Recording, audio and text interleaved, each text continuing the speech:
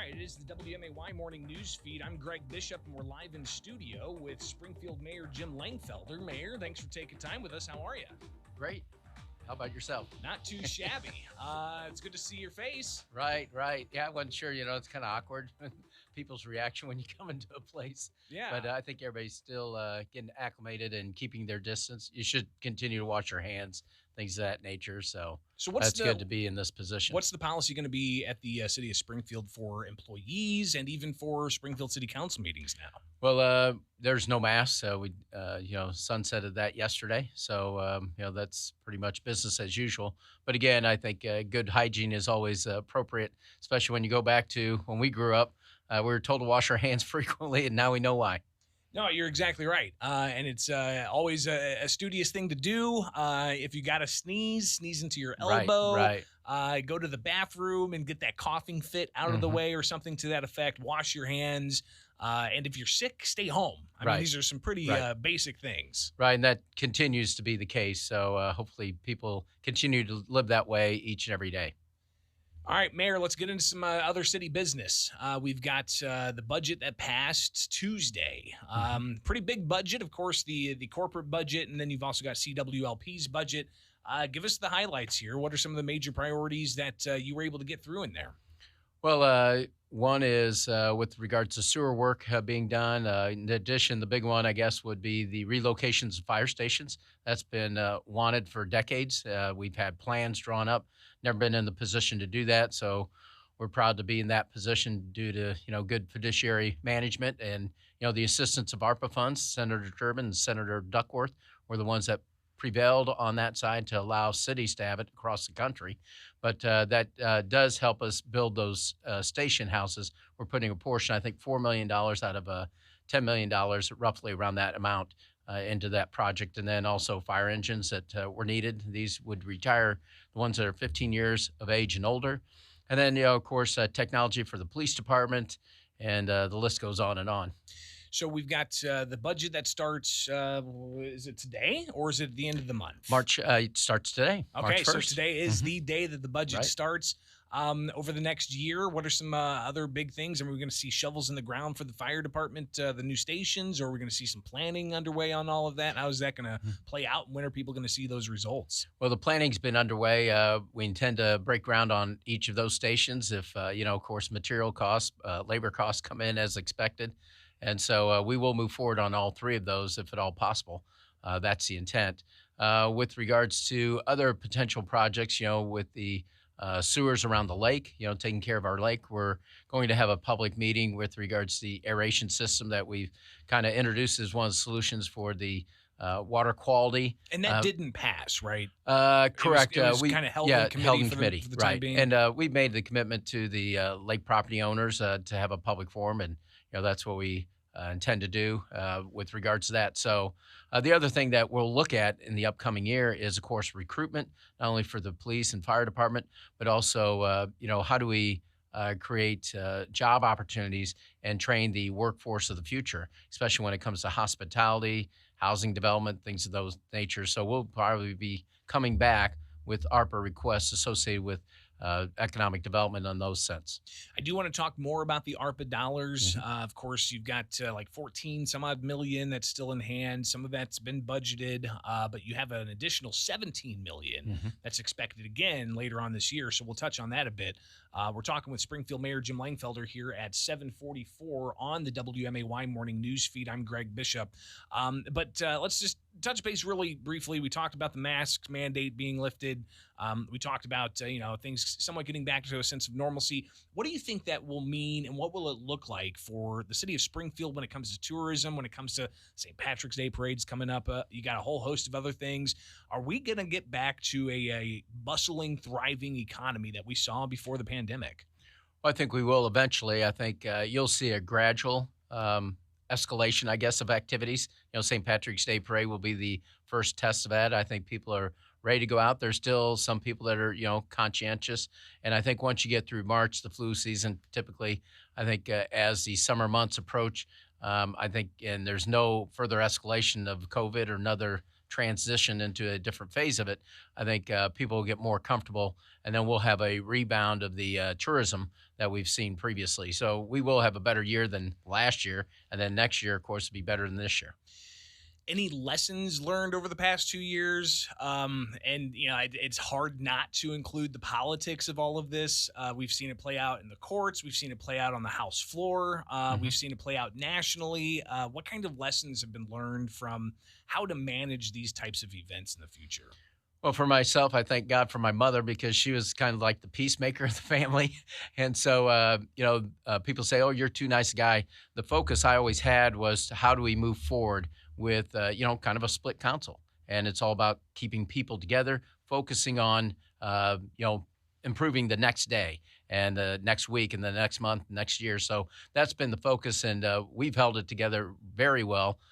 So it's a credit to everybody, city council members, as well as our workers, providing the services that people deserve. And we didn't see much interference associated with the politics ends. It did, come into play a time or two. If you watch city council meetings, if you listen to council roundup, that's always enjoyable, the time to reflect. And so we appreciate that because really the one thing from the pandemic is the importance of local media. And that's the takeaway I have here is because you have all the noise on the federal side, the state side, but really the local media outlets, especially with radio, is going to play a more important role as we move to the future.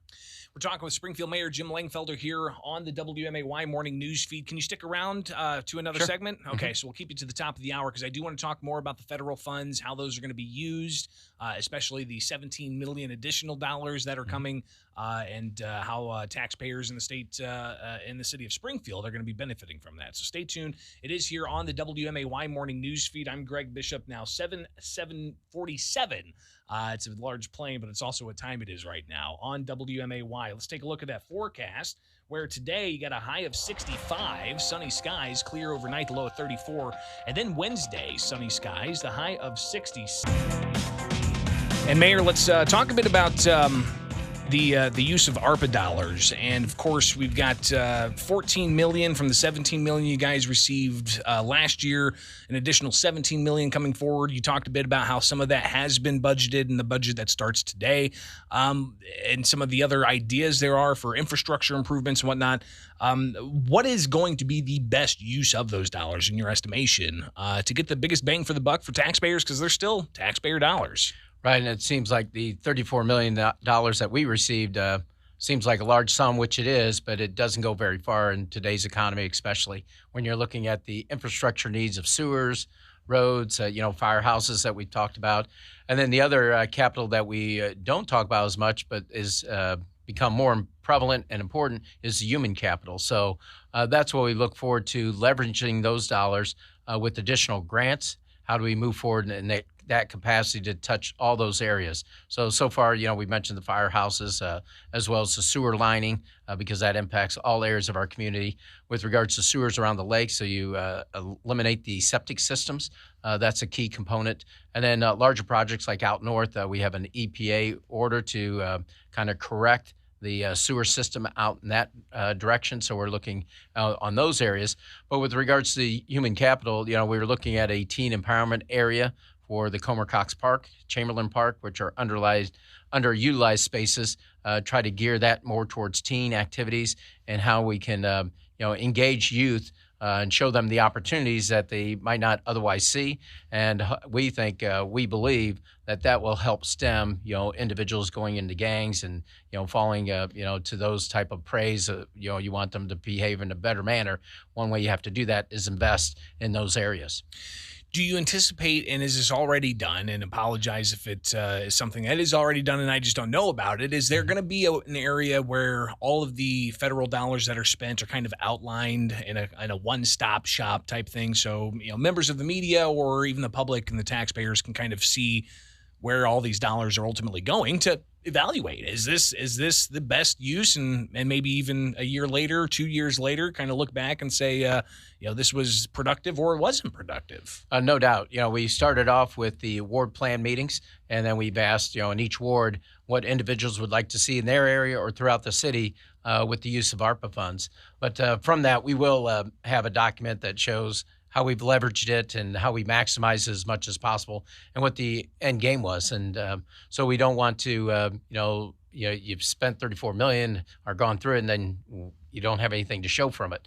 The one thing when I ran for office back in 2015, what people like to see is the vertical construction, because it's important to have that strong foundation.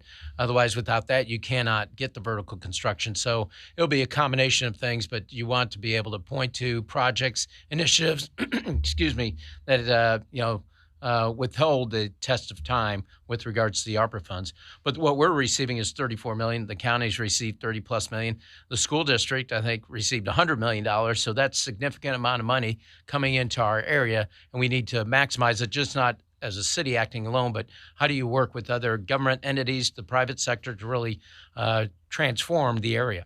Now, I know that you can't use the dollars to offset tax increases or anything like that, right? Correct. But it can still provide a better, a stable footing, so to speak, for future projects. Right. I think the best point to that will be the relocation of the station houses. We haven't been able to do that, and so it gives us the flexibility to allocate $1 million per station. I think we put $3 or $4 million into those station houses, and we'll relocate 3. But that's just the tip of the iceberg. We're going to take a look at all the houses. How do we upgrade them post-pandemic to that modernization of services to provide or give the equipment to the fire department so they can serve the public better? Springfield Mayor Jim Langfelder in studio with us on the WMAY morning news feed. Just a few more minutes here, and the legislature's in session. The House is back today. They've got an adjournment of April 8th. They've got their state budget they've got to put together. But what is the city of Springfield looking for from the state lawmakers? Well, probably a lot of it's on policy. One is on the police side of things. We don't want any we want to make sure qualified immunity stays intact, making sure that the legislature understands the importance of, the front line, the police officers, support them because they're not feeling the support that they once did. The other thing is with regards to the fire, pushing out the ramp, and this is police or fire pension, because it's like refinancing your mortgage. This is the same thing. We would maintain our payment level that we currently have, but it escalates every year by millions of dollars, and that takes away services from the general public. By us extending that ramp, it allows us to continue to make the payment level we're at right now, and we would be able to eat into the unfunded liability associated with that. Those are probably the 2 main areas. But the other one that we'd like is just simple release of funds to help support UIS and their initiative to come downtown. The state has $15 million sitting there. It's my understanding all they do is have to authorize that expenditure, and then that would really be a game changer for downtown Springfield, allowing that project to move forward. Well, we'll be watching closely. Appreciate you taking the time with us, and here in studio with Mayor Jim Langfelder on the WMAY morning news feed. Be safe, and we'll talk soon, all right? Well, thank you. Have a great day. You too. All right, coming up on 8 o'clock now on the WMAY morning news feed. And I want to hear from you next. What do you want to hear President Joe Biden say during the State of the Union address tonight? Stay tuned. SPI Studios. Take the easy way out. Stay informed. Stay